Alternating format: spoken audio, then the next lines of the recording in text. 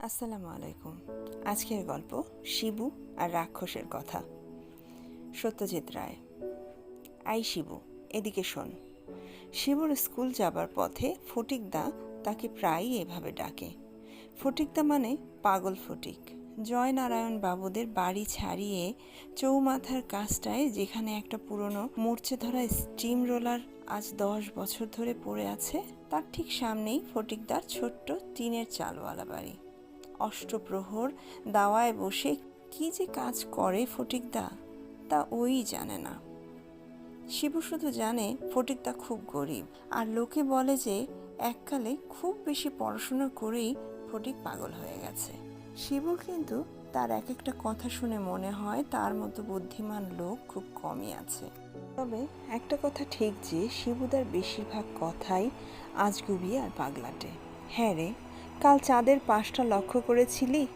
বাঁ দিকটায় কেমন একটা শিঙের মতো বেরিয়েছিল। কদিন থেকেই কাকগুলো কেমন নাকানাকি সুরে ডাকছে, শুনেছিস? সব হোলসেল সর্দি লেগেছে। শিবুর হাসি পায়, আবার মাঝে মাঝে বিরক্তও লাগে। এইসব কথার কোনো জবাব নেই। যার সত্যি করে কোনো মানে হয় না সেই সব কথা শুনে তো খালি সময় নষ্ট। তাই এক একদিন ফটিক ডাকলেও শিবু যায় না। আজ সময় নেই ফটিকদা, আরেক দিন আসবো বলে সেদিন শটান চলে যায় স্কুলে। আজও সে ভেবেছিল যাবে না, কিন্তু ফটিকদা আজ যে একটু বেশি চাপ দিল। তোকে যা বলতে চাই সেটা না শুনলে তো ক্ষতি হবে।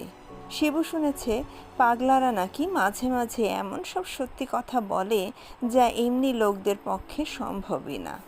তাই সে ক্ষতির কথা ভেবে ভয়ে ভয়ে ফটিকদার দিকে এগিয়ে গেল।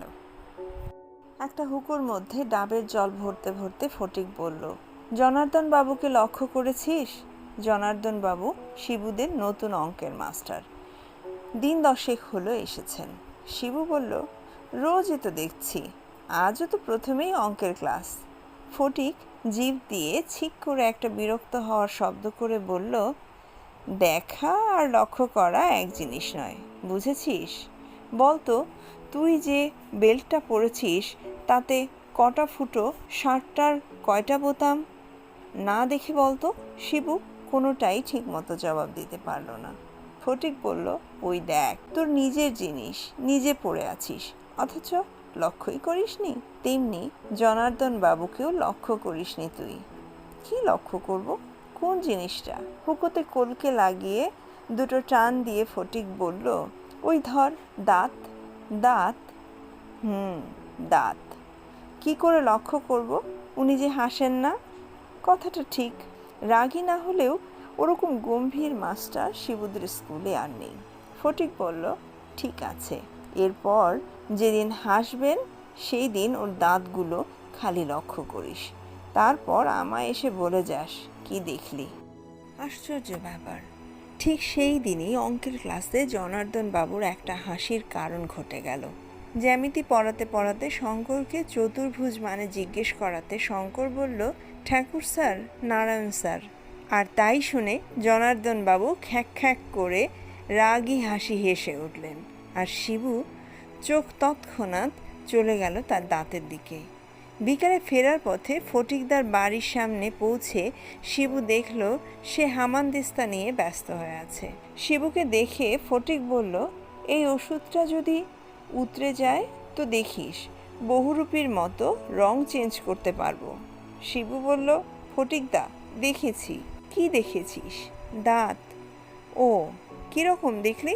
এমনি সব ঠিক আছে, খালি পানের দাগ, আর দুটো দাঁত একটু বড়। কোন দুটো? পাশের এইখানে। শিবু আঙুল দিয়ে দেখিয়ে দিল। হ্যাঁ, ওখানের দাঁতকে কি বলে জানিস? কি? সদন্ত, কুকুরের দাঁত। ও, এত বড় কুকুরের দাঁত মানুষের পাটিতে দেখেছিস এর আগে? না বোধ হয়। কুকুরের দাঁত কাদের বড় হয় জানিস? কুকুরের? ইডিয়েট। শুধু কুকুরের কেন, সব মাংসাশী জীব জানোয়ারেরই সদন্ত বড় হয়। ওই দাঁত দিয়েই তো কাঁচা মাংস ছিঁড়ে হাড় গোড় চিবিয়ে খায় ওরা, বিশেষ করে হিংস্র জানোয়াররা। আর কার বড় হয় সদন্ত? শিবু আকাশ পাতাল ভাবতে লাগলো। আর কার হবে আবার?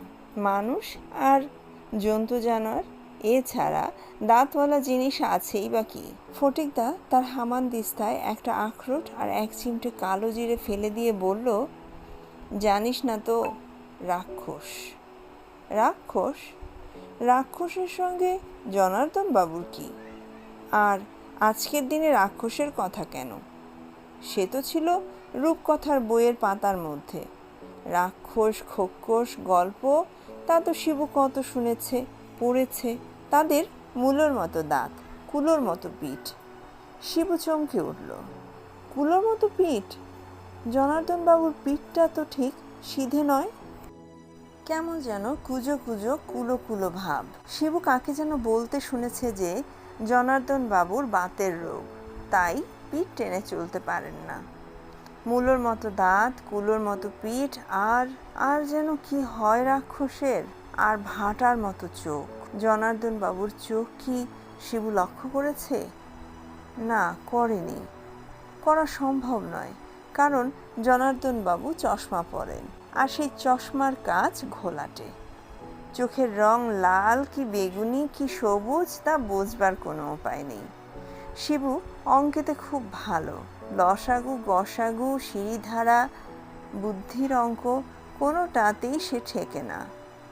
অন্তত দুদিন আগে অবধি সে ঠেকতো না। প্যারীচরণ বাবু যখন অঙ্কের মাস্টার ছিলেন তখন তো রোজ সে 10-এ 10 পেয়েছে। কিন্তু এই 2 দিন হবে শিবুর একটু গণ্ডগোল হচ্ছে। কাল সে মনের জোরে অনেকটা সামলে নিয়েছিল নিজেকে। সকালে ঘুম থেকে উঠেই সে মনে মনে বলতে আরম্ভ করেছিল, রাক্ষস হতে পারে না, মানুষ রাক্ষস হয় না। আগে হলেও এখন হয় না। জনার্দন বাবু রাক্ষস নন, জনার্দন বাবু মানুষ। ক্লাসে বসে বসেও সে মনে মনে এই কথাটাই আওড়াচ্ছিল। এমন সময় একটা ব্যাপার হয়ে গেল। জনার্দন বাবু ব্ল্যাকবোর্ডে একটা অঙ্ক লিখেই কেমন জানি অন্যমনস্ক হয়ে চশমাটা খুলে সেটা চাদরের খুঁট দিয়ে মুছতে লাগলেন। আর ঠিক সেই সময় তার সঙ্গে শিবুর চোখাচোখি হয়ে গেল। শিবু যা দেখলে তাতে তার হাত পা ঠান্ডা হয়ে গেল। জনার্দন বাবুর চোখের সাদাটা সাদা নয়, সেটা লাল, টকটকে লাল, পল্টুর পেন্সিলটার মতো লাল। এটা দেখার পর শিবুর পরপর 3টে অঙ্ক ভুল হয়ে গেল। এমনিতেই শিবু ছুটির পরে সোজা বাড়ি ফেরে না। সে প্রথমে যায় মিত্তিরদের বাগানে। ছাতিম গাছটার গুড়ির আশপাশটায় যে লজ্জাপতি গাছগুলো আছে সেগুলোর প্রত্যেকটাকে সে আঙুলের টোকা মেরে ঘুম পাড়ায়। তারপর সে যায় সরল দিঘির পাড়ে।